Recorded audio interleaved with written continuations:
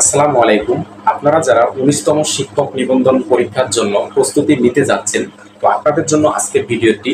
তো আশা করি আজকের ভিডিওটি আপনারা পুরো ভিডিওটি দেখলে আপনাদের অনেক বিষয়ে কনফিউশন দূর হয়ে যাবে। ১৯তম শিক্ষক নিবন্ধনের বেশ কিছু গুরুত্বপূর্ণ প্রশ্ন যেগুলো না জানলেই নয় ১৯তম শিক্ষক নিবন্ধনের জন্য। তো এগুলো যারা ১৯তম শিক্ষক নিবন্ধন পরীক্ষায় অংশগ্রহণ করতে চাচ্ছে, পরীক্ষার প্রস্তুতি নিতে চাচ্ছে, তাদের জন্য অত্যন্ত গুরুত্বপূর্ণ। তো এ বিষয়ে আজকে আমি আপনাদের জন্য ভিডিওটি তৈরি করতেছি। আপনারা জানেন যে ১৮তম শিক্ষক নিবন্ধন রিটেনের জন্য আমি সাজেশন দিয়েছিলাম, যেহেতু আমি খুব সংক্ষিপ্ত সময়ের মধ্যে সাজেশনগুলো দিয়েছি। তো আমার সাজেশন থেকে কিন্তু বেশ কিছু প্রশ্ন কিন্তু কমন এসেছে। সমাস, তারপর আপনার হচ্ছে ট্রান্সলেশন, সমার্থক শব্দ, আপনাদের হচ্ছে সাহিত্য পাঠ থেকে কমন এসেছে, ভাব সম্প্রসারণ, তারপর আপনাদের সারাংশ, চিঠি, এগুলো কিন্তু আপনাদের কিন্তু অনেকগুলো আমার যে সাজেশন ছিল যেগুলো দিয়েছি আমি সেখান থেকে কমন করেছে। যেহেতু আমি আপনাদেরকে সাজেশন দেওয়ার জন্য যথেষ্ট সময় পাইনি, অর্থাৎ হচ্ছে আমার এই চ্যানেলটি কিন্তু নতুন চ্যানেল, তো এই জন্য কিন্তু আমি আপনাদেরকে যথেষ্ট সময় পাইনি। আমি যদি আরও ১ মাস আগে থেকে আপনাদেরকে সাজেশনগুলো দিতাম বা ক্লাসগুলো করাতাম, তাহলে আশা করি আপনারা মানে ৬৫-৭০-এর মতো মার্কস কিন্তু উঠাতে পারতেন সবাই, যারা যারা আমার মানে ভিডিওগুলো প্রথম থেকে শেষ পর্যন্ত দেখেন, বা আমার প্রথম ভিডিও থেকে মানে আমার লাস্ট যে ভিডিও রয়েছে এই সবগুলো ভিডিও যারা দেখেছে তাদের জন্য আমি বললাম। তো বন্ধুরা, আমি সর্বপ্রথম যে বিষয়টি নিয়ে আলোচনা করব সেটি হচ্ছে যে ১৯তম নিবন্ধনের সার্কুলার কবে হবে। আরেকটি কথা বলে রাখি, সেটি হচ্ছে যে আমি ৫ নম্বর পয়েন্টে বা ৫ নম্বরে আমি আলোচনা করব যে কিভাবে পড়লে ১৯তম নিবন্ধনের জব ১০০% আপনি নিশ্চিত করতে পারবেন। এই বিষয়ে যদি আপনি জানতে চান তাহলে অবশ্যই ভিডিওটি না টেনে সম্পূর্ণ ভিডিওটি দেখবেন। তো আমি সর্বপ্রথম যে বিষয়টি নিয়ে আলোচনা করব সেটি হচ্ছে যে এই ১৯তম নিবন্ধনের সার্কুলারটা কবে হবে। তো যেহেতু আমাদের ১৮তম শিক্ষক নিবন্ধনের রিটেন হয়ে গিয়েছে, এখন খাতা কাটার কিন্তু কাজ চলবে বা চলছে। এখন হচ্ছে আমাদের যে ১৯তম শিক্ষক নিবন্ধন, অনেকে কিন্তু ১৮তম শিক্ষক নিবন্ধনে মানে মানে প্রশ্ন কমন পায়নি, অথবা যেহেতু প্রশ্ন একটু হার্ড হয়েছে, ভালোভাবে লিখতে পারেনি, তো তারা কিন্তু ১৮তম শিক্ষক নিবন্ধনে মানে অনেকে টিকবে না, অনেকে ঝরে পড়বে এখানে। তাদের কিন্তু ১৯তম শিক্ষক নিবন্ধনের জন্য প্রস্তুতি নিতে হবে। এছাড়াও যারা হচ্ছে সর্বনিম্ন মার্কস পেয়ে টিকবে, অর্থাৎ মনে করুন যে ৬০-এ টিকালো অথবা ৬৫-তে টিকালো, তো আপনি সর্বনিম্ন ৬৫ পেয়েছেন, ৬৫ পেয়ে আপনি টিকেছেন, তো আপনি কিন্তু আপনার পছন্দের যে প্রতিষ্ঠান রয়েছে সেই প্রতিষ্ঠানে জব পাবেন না, আপনাকে কিন্তু অনেক দূরে মানে আপনাকে পোস্টিং দিবে। সেজন্য আপনিও কিন্তু আবার প্রস্তুতি নিতে পারেন ১৯তম নিবন্ধনের জন্য, যদি আপনি আপনার পছন্দের শিক্ষা প্রতিষ্ঠানে জয়েন করতে চান। এবং আপনারা যারা স্কুল পর্যায়ে টুয়ে পরীক্ষা দিয়েছিলেন, তারা চাচ্ছেন যে আপনারা স্কুল পর্যায়ে আপনারা হচ্ছে পরীক্ষা দিবেন অথবা কলেজ পর্যায়ে পরীক্ষা দিবেন, তো সেজন্য কিন্তু আমি কিন্তু এই ভিডিওগুলো আপলোড করবো একই ভিডিওতে, প্রিলির জন্য যেগুলো আর কি। তো আমি সর্বপ্রথম যেটি বিষয় নিয়ে আলোচনা করতেছি সেটি হচ্ছে যে ১৯তম নিবন্ধনের সার্কুলার কবে হবে। তো আমি আপনাদেরকে এতটুকু বলে রাখি যে আপনাদের ১৯তম নিবন্ধনের সার্কুলার আপনাদের ১৮তম যেই মানে ১৮তম যে আপনাদের রিটেন মানে খাতা কাটার পর আপনাদের যে ভাইবা হবে, এই ভাইবা চলাকালীন সময়ে কিংবা অল্প কিছু আগে বা পরে কিন্তু আপনাদের এই ১৯তম নিবন্ধনের সার্কুলারটা হয়ে যাবে। তো মানে বোঝা যাচ্ছে যে খুব তাড়াতাড়ি কিন্তু এই ১৯তম নিবন্ধনের সার্কুলারটা আমরা পেয়ে যাব। তো আপনারা আশা রাখতে পারেন যে আপনাদের ১৮তম নিবন্ধনের যে ভাইবা পরীক্ষা হবে রিটেনের রেজাল্ট হওয়ার পর, তো সেই ভাইবার সময় কিন্তু আপনাদের ১৯তম নিবন্ধনের সার্কুলার হওয়ার সম্ভাবনা অনেক অনেক বেশি। আমি এখন ২ নম্বর পয়েন্টে যে বিষয়টি নিয়ে আপনাদের সঙ্গে আলোচনা করব সেটি হচ্ছে যে সার্কুলার পদ্ধতিটা কেমন হবে। সার্কুলার পদ্ধতি আপনাদের যেই ১৯তম নিবন্ধনের যে সার্কুলারটা হবে, এটি কিন্তু ১৮তম নিবন্ধনের যে সার্কুলারটা ছিল, এই ১৮তম নিবন্ধনের সার্কুলার থেকে অনেকটা ভিন্ন রকম হবে। এখানে সার্কুলার যে পদ্ধতিটা রয়েছে, এখানে কিন্তু আপনারা ১৮তম শিক্ষক নিবন্ধনে যারা পরীক্ষা দিয়েছেন তারা কিন্তু তাদের যে মানে যেই সেকশনে পরীক্ষা দিয়েছেন, যে পর্যায়ে পরীক্ষা দিয়েছেন, তারা কিন্তু জানতে পারেননি যে আপনার যেই সেকশনে বা যে পর্যায়ে আপনি পরীক্ষা দিয়েছেন ওই পর্যায়ে কতটা সিট ফাঁকা রয়েছে, কতজন শিক্ষক নিয়োগ দিবে, এই বিষয়ে কিন্তু আপনারা জানতে পারতেন না। তো ১৯তম শিক্ষক নিবন্ধন থেকে আপনারা কিন্তু জানতে পারবেন যে কতটা সিট ফাঁকা রয়েছে, কতজন শিক্ষক নেবে, আপনি যেখানে পরীক্ষা দিবেন, যেই পর্যায়ে পরীক্ষা দিবেন সেখানে কতজন শিক্ষক নেবে, এটি কিন্তু আপনারা ১৯তম শিক্ষক নিবন্ধন থেকে জানতে পারবেন। তো এজন্য ১৯তম শিক্ষক নিবন্ধনের সার্কুলারটা কিন্তু একটু ভিন্ন রকম হবে।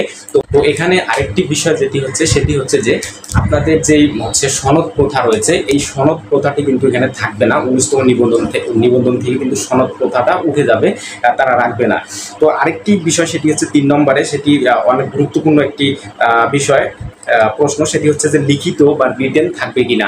19তম শিক্ষক নিবন্ধনে একটি কিন্তু কথা উঠেছে যে 19তম শিক্ষক নিবন্ধনে লিখিত থাকবে না, এমন একটি কিন্তু কথা আমরা গণমাধ্যমে দেখতে পাচ্ছি যে 19তম শিক্ষক নিবন্ধন থেকে রিটেন থাকবে না, শুধু পিলির উপর ভিত্তি করে আপনাদের হচ্ছে সিলেক্ট করা হবে, সরাসরি ভাইভাতে ডাকা হবে। কিন্তু এখানে যদি 19তম শিক্ষক নিবন্ধনে যদি লিখিত পরীক্ষা না হয়, অর্থাৎ যদি পিলির উপর নির্ভর করে আপনাদেরকে ভাইভাতে ডাকা হয়, তবে আমি মনে করি এখানে কিন্তু অনেক দুর্নীতি হতে পারে।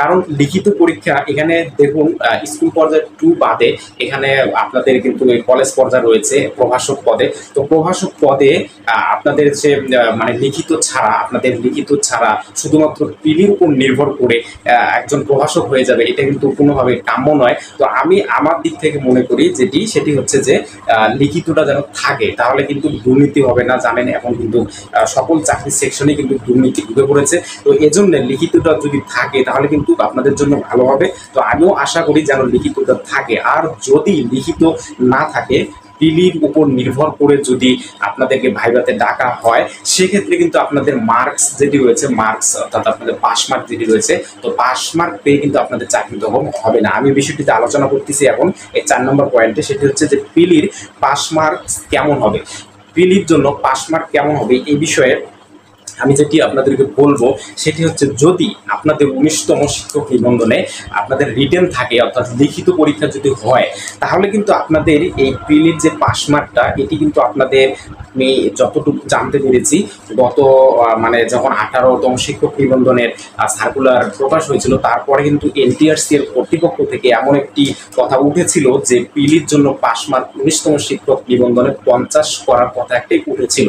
তো আমি মনে করি এনারা কিন্তু এই পিলির জন্য পাস মার্কটা আসলেই মানে বাড়ানোর আর কি একটা সম্ভাবনা কিন্তু রয়েছে, অর্থাৎ 40 মার্কস কিন্তু ছিল পাস মার্ক পিলির জন্য, তো এটি কিন্তু বাড়িয়ে 45 কিংবা 50 করতে পারে বলে আমি কিন্তু আশা করতেছি, বা আমি কিন্তু এটি সন্দেহ পোষণ করতেছি যে তারা এই মানে পাস মার্কটা বাড়াবে। তো একটি কথা আমি এখানে বলি, সেটি হচ্ছে যে 18তম শিক্ষক নিবন্ধনে এই মানে 8.5 লক্ষ স্টুডেন্টের মতো 8.5 লক্ষ পরীক্ষার্থী কিন্তু এই প্রিলিতে পাস করতেই পারেনি। 8.5 লক্ষ শিক্ষার্থী এই প্রিলির মধ্যে পাস করতে পারে নাই 18তম শিক্ষক নিবন্ধনে। এখন যদি তারা পাস মার্কটা আরো বাড়িয়ে দেয়, আরো 10 মার্ক যদি তারা পাস মার্ক বাড়িয়ে দেয়, তো 50 করে, তখন কিন্তু এই প্রিলিতে আরো বিপুল পরিমাণে কিন্তু ফেলের সংখ্যা বেড়ে যাবে। এই ক্ষেত্রে কিন্তু আপনাদেরকে এখন থেকেই সতর্ক থাকতে হবে, কারণ এনটিআরসি কখন কি করে বসে, কখন কোন বিজ্ঞপ্তি দিয়ে বসে তা কিন্তু বলা বাহুল্য। এই জন্য কিন্তু আপনাদের যে প্রস্তুতিটা রয়েছে, সেই প্রস্তুতিটা কিন্তু জোরালো থাকতে হবে, জোরালো হতে হবে। এই বিষয়টি আমি আপনাদেরকে অবহিত করলাম।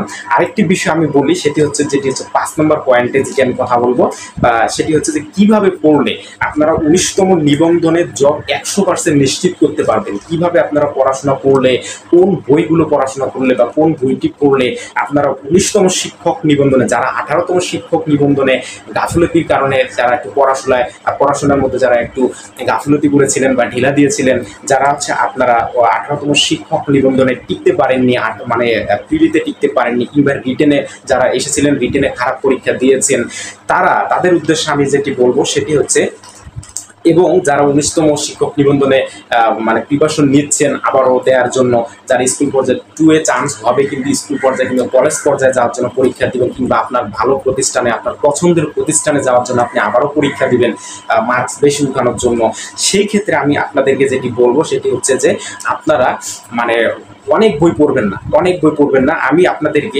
আমার ভিডিওগুলোতে আমি যে ভিডিওগুলো আপলোড করবো 19তম শিক্ষক নিবন্ধনের জন্য, আমি যে ভিডিওগুলো আপনাদের জন্য আপলোড করবো, ওই ভিডিওগুলোতে আমি কিন্তু আপনাদেরকে বলে দিব যে কোন বইটি আপনাদের জন্য বেস্ট হবে বা কোন বইগুলো থেকে আপনারা পড়বেন।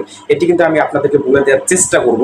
এবং আমি বলি সেটি আরেকটি বিষয় সেটি হচ্ছে যে আপনারা এই আমার যেই চ্যানেলটা রয়েছে এই চ্যানেলে কিন্তু 19তম শিক্ষক নিবন্ধনের জন্য পর্যায়ক্রমে কিন্তু ভিডিও আপলোড করা হবে।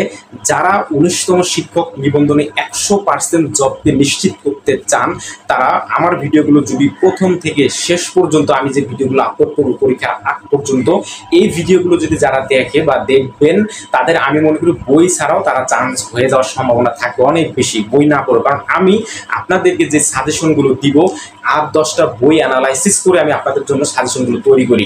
8-10টা বই থেকে আমি বের করে করে আপনাদের সাজেশনগুলো অনেক কষ্ট করে তৈরি করি, এবং আমি আপনাদেরকে যে সাজেশনগুলো দিব সেগুলো থেকে কিন্তু আপনাদের কমন করার সম্ভাবনা অনেক বেশি থাকবে, যেহেতু আমি অনেক বই অ্যানালাইসিস করে সাজেশনগুলো তৈরি করে থাকি। প্লাস আমি আপনাদের যে ভিডিওগুলো আপলোড করব সেখানে শুধুমাত্র সাজেশন দিব না, আমি আপনাদের ক্লাস নেওয়ার মতো করে আমি ভিডিওগুলো আপলোড করব, যেগুলোতে কিন্তু আপনাদেরকে মনে করুন যে ভয়েস চেঞ্জ, ধরুন ভয়েস চেঞ্জের যেই নিয়মগুলো, যে রুলসগুলো রয়েছে, যে গুরুত্বপূর্ণ রুলসগুলো রয়েছে, সেই রুলসগুলো সম্পর্কে কিন্তু আমি আপনাদেরকে প্র্যাকটিক্যালি ক্লাস কিন্তু আমরা করবো একসঙ্গে। যে ক্লাসগুলো করলে আমাদের কিন্তু এই রুলসগুলো সম্পর্কে কিন্তু আমাদের কিন্তু জানা হয়ে যাবে, এবং আমি যখন আপনাদেরকে সাজেশন দিব শেষ পর্যায়ে তখন কিন্তু আপনাদের অনেকটা এগিয়ে যাবে, এবং আপনাদের যে রুলসগুলো আমি নিয়ে আলোচনা করবো, ক্লাস করাবো, এই রুলসগুলো থেকে কিন্তু আসার সম্ভাবনা অনেক বেশি। আমি কিন্তু আপনাদেরকে 18তম শিক্ষক নিবন্ধনের যে বিষয়গুলো সম্পর্কে আলোচনা করেছি ওই বিষয়গুলো থেকে কিন্তু আপনাদের কিন্তু প্রশ্ন এসেছে। আমি যেগুলো পয়েন্টে কথা বলেছি আপনারা মিলিয়ে দেখবেন আমার ভিডিওগুলোতে, ওই পয়েন্টে কিন্তু আপনাদের ওই পয়েন্টগুলো থেকে কিন্তু আপনাদের কিন্তু প্রশ্ন কিন্তু চলে এসেছে।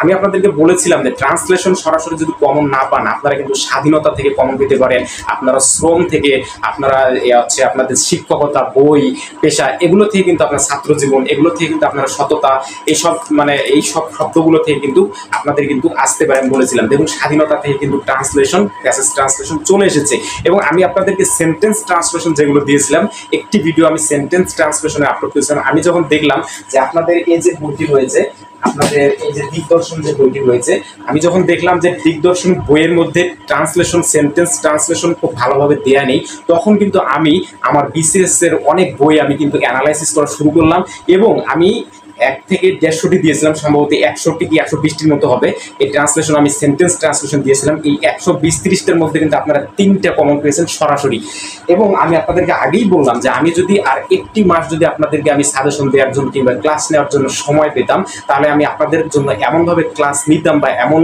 আমি যে ইম্পর্টেন্ট বিষয়গুলো রয়েছে সেগুলো নিয়ে আলোচনা করতাম, তো আমি মনে করি আপনাদের কিন্তু 70 মার্কস বা 75 মার্কস আপ হয়ে যেত আমার ওই ভিডিওগুলো শুধু দেখলে।